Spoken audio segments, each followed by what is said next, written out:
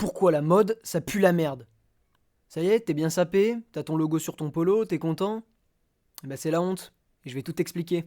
Alors d'abord précisons, hein, je parle de la mode dans sa définition vestimentaire. J'aurais pu le faire dans sa définition globale, mais déjà c'est pas l'idée que j'ai eue au départ, et surtout ce serait beaucoup trop facile à démonter. Je vous le fais en très bref. La définition générale de la mode, c'est manière de vivre et de se comporter propre à une époque / un pays. Donc la mode, c'est se conformer, ça pue la merde parce que ça empêche d'être libre. Donc la mode, ça pue la merde. Voilà. Mais c'est pas ça la vidéo. Du coup, la définition de la mode, dans sa définition vestimentaire, celle qui nous intéresse ici, c'est la mode est un phénomène, donc c'est pas fixe, concernant une manière de se vêtir conformément au goût d'une époque et d'une région donnée. Précisons tout de suite, avec la mondialisation, la région donnée, ça devient très vite le monde entier. Bon, on commence avec l'argument le plus simple, hein, même si c'est pas vraiment un argument philosophique, je vais essayer de le faire en devenir un. Et dans tous les cas, on commence par l'argument le plus simple parce que c'est comme ça qu'on avance en fait dans une réflexion. On commence par le plus simple, puis l'étape d'au-dessus, puis l'étape d'après, etc. Du coup, bon, donc la mode, ça pollue, hein, pas besoin de faire un dessin. La surproduction, ça a un coût écologique, de par la production, hein, tissu, eau, etc.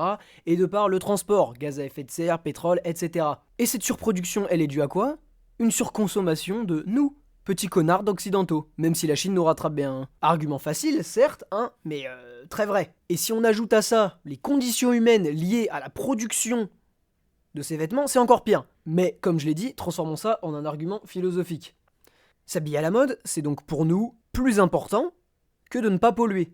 Très vite, on voit que ça devient philosophique, parce que ça montre à quel endroit l'être humain place ses priorités. Hein, bien s'habiller, la planète. Bon, voilà. Objection, monsieur, moi je pollue pas parce qu'en fait je m'habille en fripe et c'est Vinted, donc je pollue pas en fait. Bravo couillon, t'es tombé dans la spirale de la surconsommation éthique. Les fripes et Vinted, ça renforce le nombre de vêtements que les gens achètent. Pourquoi? Pour la simple et bonne raison que du coup, ils en achètent plus, puisqu'ils savent qu'ils ont la possibilité de le revendre et de switcher encore plus rapidement. Résultat, ils consomment encore plus de vêtements. À la limite, les fripes, ça passe encore. Mais Vinted écologique, déjà, c'est une application. Donc, pour la faire tourner, il faut de l'électricité, des data centers qui tournent, etc. Donc, MDR l'écologie. Hein, vraiment, c'est du foutage de gueule. Et je fais un tout petit lapsus sur Chine, qui s'est implanté il y a pas longtemps, parce que la vidéo, je l'ai écrite il y a un moment maintenant. Mais Chine, qui s'est implanté il y a pas longtemps, là, au BHV notamment, ça a fait beaucoup parler, etc. C'est bien marrant de se préoccuper de Chine, mais il y a plein d'autres trucs dont il faut se préoccuper avant. Hein. C'est-à-dire que Chine, c'est seulement la plus grosse boule de merde dans un océan de merde. Alors, certes, c'est bien de s'indigner, je l'ai fait aussi, hein, je suis allé aux manifs, etc. Mais bon, enfin, il y a plein d'autres trucs dont il faut s'indigner, parce que Chine, c'est juste révélateur d'une manière que l'être humain a de consommer et de penser. Hein. Si Chine existe, c'est parce qu'il y a des consommateurs. Et ces consommateurs, ils consommaient ailleurs avant, hein. Donc c'est des trucs qui fonctionnent sur des systèmes déjà existants. Mais bref, passons. Concrètement, la mode, ça sert à quoi dans son essence même? À modifier son apparence extérieure. En général, dans le but de paraître plus beau et donc de mieux s'intégrer à la société. Alors deux choses. Être beau ne change rien à la personne que tu es. Ça ne te rend ni plus courageux, ni plus intelligent, tout simplement parce que conscience n'est pas égale à apparence. S'intégrer à la société. Je ne vois pas en quoi un mec avec une chemise travaille mieux qu'un mec qui porte un t-shirt. Attention, ici je parle bien sûr de ce qui devrait être selon la logique. Parce que je sais très bien que dans ce monde de cons, factuellement, les habits font une différence et permettent de mieux s'intégrer à certains groupes sociaux. Mais c'est précisément ce que je cherche à montrer. Je cherche à montrer que c'est complètement con en fait, et qu'il faut arrêter de le faire. Bref, du coup, l'essence de la mode c'est quoi? C'est de modifier son apparence comme si ça modifiait notre personnalité. Et c'est là qu'on entre dans l'argument majeur de mon propos. Nos vêtements ne sont pas porteurs de valeurs ni d'idées. Or, en s'habillant comme si nos vêtements nous représentaient, on crée un glissement.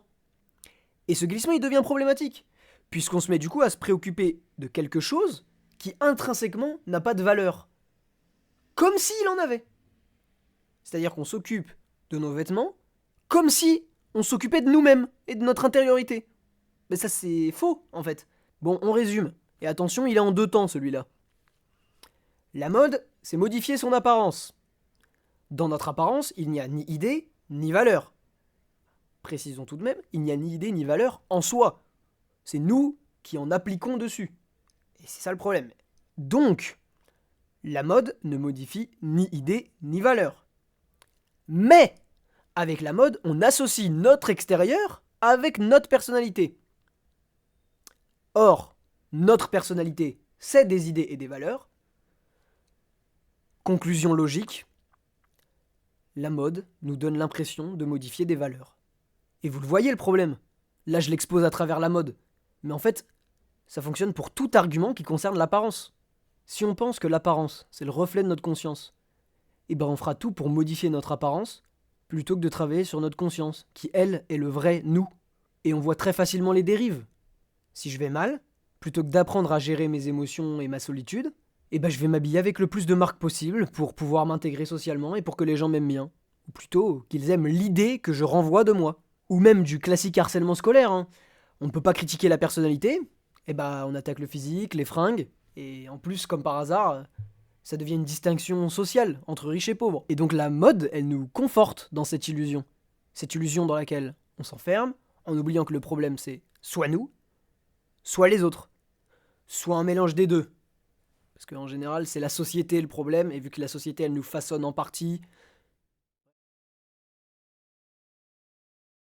Je sais que certains me diront que la mode, c'est artistique, et ça peut l'être, c'est vrai, notamment à haut niveau, quand on pense aux grands défilés, à la haute couture. Mais d'abord, c'est pas de la mode grand public, peu de gens sont concernés, et ensuite, ça reste de la mode de consommation, et de la consommation de riches en plus. Donc ça rejoint l'argument de tout à l'heure concernant le glissement de valeur. Et puis surtout, ça reste une modification de l'apparence. Alors que l'apparence, on s'en branle. C'était l'avocat du diable, merci beaucoup.